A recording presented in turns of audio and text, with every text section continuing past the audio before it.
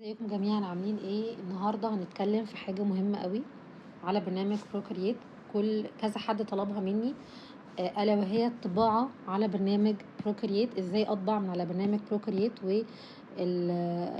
الشغل يطلع مظبوط والصوره تطلع مظبوطه والوانها مظبوطه. اول حاجه، اول ما بفتح البرنامج بيبان عندي كل الشغل اللي انا اشتغلته قبل كده. بفتح عندي في هنا علامه بلس فوق عشان عايزه افتح كانفا جديده، عشان انا عايزه ارسم رسمه واطبعها. فهيظهر عندي كل المقاسات اللي انا اشتغلت بيها قبل كده والحاجات اللي موجوده اوريدي في البرنامج از ديفولت. لو انا عايزه اعمل مطبوعه جديده بمقاسات جديده، شايفين كلمه نيو كانفا في جنبيها علامه سودة صغيره كده، علامه بلس صغنونه دي هندوس عليها. هيفتح لي ان انا اقدر اعمل دايمنشنز اللي انا عايزاها.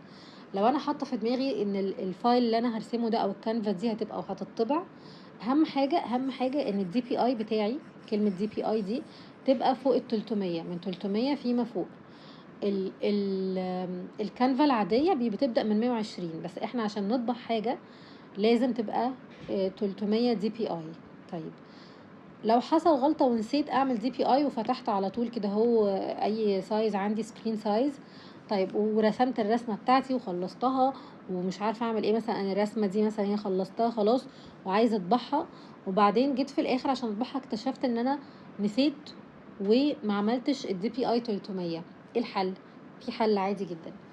هفتح كده عندي هنا كانفا، وهاجي عند اول حاجه خالص اللي هي كروب اند ريسايز، هدوس عليها كده. وهنا فوق خالص في settings هفتحها، هلاقي هنا كل حاجة ليها علاقة بالمقاسات بتاعتي بما فيهم الدي بي اي. دي بي اي 132 انا عايزاها فوق ال 300 او 300، فهخليها 300 واعمل دم. خلاص الفايل كده اتسيف عندي 300 دي بي اي جاهز للطباعة، فدي مش مشكلة، بتتصلح وبتتحل. طيب تاني حاجة، عشان الفايل يكون جاهز للطباعة هنفتح تاني كده. احنا هنا بنحط مقاساتنا بقى سواء بالسنتيمتر سواء بالبيكسلز بالانش حسب الشغل اللي انتوا بتشتغلوه. ممكن مثلا تكونوا بتشتغلوا حاجه ليكوا عايزين تعملوا نوت بوك مثلا خاص بيكوا مقاساته مثلا 20 في 15 الصفحه، او بالسنتيمتر فهتشتغلوا بالسنتيمتر، او بتشتغلوا مع دار نشر معينه وقالوا لكم عايزين المقاسات دي، فحسب المقاس ايا كان. طيب تاني شرط للطباعه بعد المقاسات، في هنا فوق بعد الدايمنشنز في حاجه اسمها color profile. لو فتحنا الكولر بروفايل بيبقى في عندي حاجتين، ار جي بي وسي ام واي كي. ايه الفرق بينهم؟ الار جي بي ده لو انت بتعمل عمل فني هتعرضه على الشاشات زي السوشيال ميديا، زي عندك مثلا هتعمل قصة على منصة معينة بس القصة دي مش هتطبع، فار جي بي بيبقى احسن حاجة ليك، احسن اختيار ليك. طيب والسي ام واي كي، سي ام واي كي لو انت هتطبع الحاجة دي محتاج لازم الفايل بتاعك يبقى سي ام واي كي. عايزه اوريكم الفرق بين الار جي بي والسي ام واي كي. مثلا لو احنا فتحنا فايل سي ام واي كي وعملنا كده كرييت، لو جينا على الالوان هتلاقوا ان عجله الالوان بهتانه او مختلفه شويه، مش زي لما نفتح فايل ار جي بي. خليني افتح لكم فايل ار جي بي. ده فايل كده ار جي بي، الالوان فاقعه، الالوان بتختلف خالص في السي ام واي كي عن الار جي بي. الار جي بي الالوان عشان لو هتعرضوا العمل الفني ده للشاشات، والسي ام واي كي لو هتطبعوا العمل الفني ده. حلو كده الكلام. طيب في بقى مشكله هنقف عندها هنا، بس المشكله دي خاصه فقط ب بروكريت. اللي هي ايه؟ السي ام واي كي. السي ام واي كي في بروكريت مختلف عن اي حته تانية. لو انتوا شغالين على اي برنامج تاني وعملتوا الفايل بتاعكم سي ام واي كي، خلاص الدنيا جاهزه كده، خلاص فايلكم جاهز، الدي بي اي 300 والفايل الكولر بروفايل سي ام واي كي، خلاص انتوا كده جاهزين انكم تطبعوا الفايل بتاعكم وهيطلع مظبوط جدا. طيب في بقى مشكله في بروكريت بالذات، اللي هي ايه بقى؟ طيب اللي هي ايه؟ انا دلوقتي لو انا عندي عمل فني زي ده كده ومفروض ان انا ابعته لدار نشر، في كذا فورمات بيتبعت بيها الفايل بتاعي.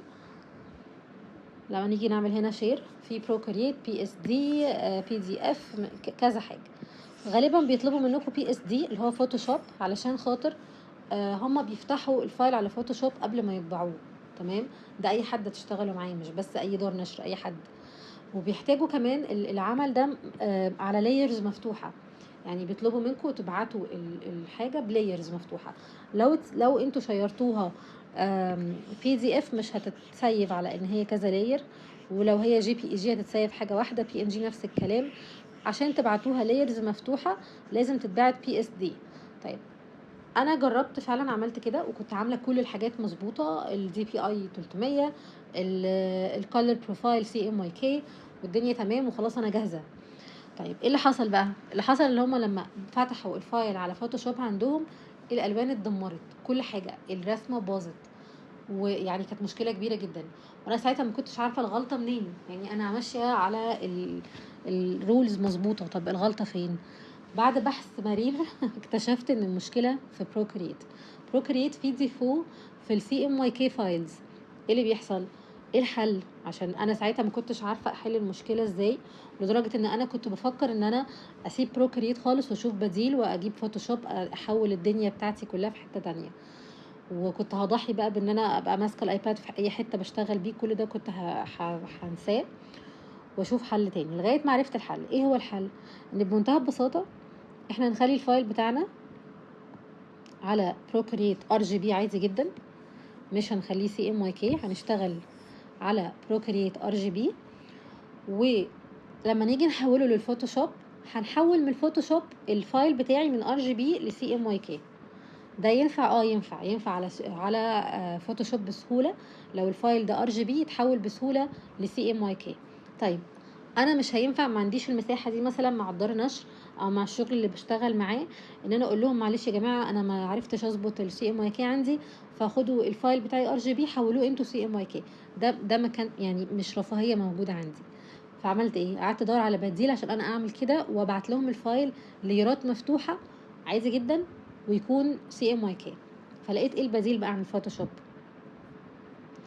حاجه اسمها افينيتي ديزاينر. افينيتي ديزاينر ده بينزل عادي جدا على الايباد، مش محتاجه يعني، بينزل طبعا على الديسكتوب على الايباد، وممكن تشتريه مره واحده بس، مش لازم يبقى فيه سبسكريبشن زي فوتوشوب. وفي نفس الوقت سهل جدا ان انت لو دخلتي عليه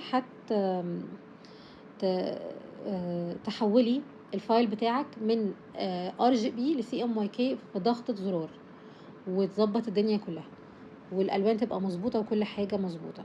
انا كان نفسي ان انا افتحه قدامكم، بس واضح ان الفري ترايل عندي خلصت، فمش عارفه افتحه عشان اوريكم عملت كده ازاي على افينيتي ديزاينر. بس هو حاجه سهله جدا، هو فوق في البار اللي فوق كده بيبقى فيه انك تحول من سي ام واي كي ل من ار جي بي لسي ام واي كي او العكس. فده الحل لاي حد عنده بروكريت، ان هو يقدر بمنتهى السهوله يحول الفايل بتاعه من كده لكده بمنتهى البساطه. طيب اخر حاجه حبيت اضيفها لموضوع الطباعه ده، ان انا المشكله دي واجهتني في بروكريت، بس انا ما اعرفش هل ده ليه علاقه بالنسخه بتاعتي انا بس، هل الايباد بتاعي قديم، ما اعرفش هل المشكله دي متكرره عند كل مستخدمين بروكريت ولا عدد محدود، ما اعرفش. بس ده الحل، المهم ان احنا لقينا حل للمشكله. لو عندكم اي اسئله تانية في الطباعه، عايزين تعرفوا اكتر عن اي حاجه، اكتبوا لي في الكومنتات، واسئلتكم بتديني افكار لفيديوز جديده، فياريت تسالوا وهبقى شاكره ليكم جدا. ولو الفيديو عجبكم ما تنسوش تعملوا لايك وسبسكرايب، وشكرا جدا على وقتكم. اشوفكم ان شاء الله في الفيديو اللي جاي.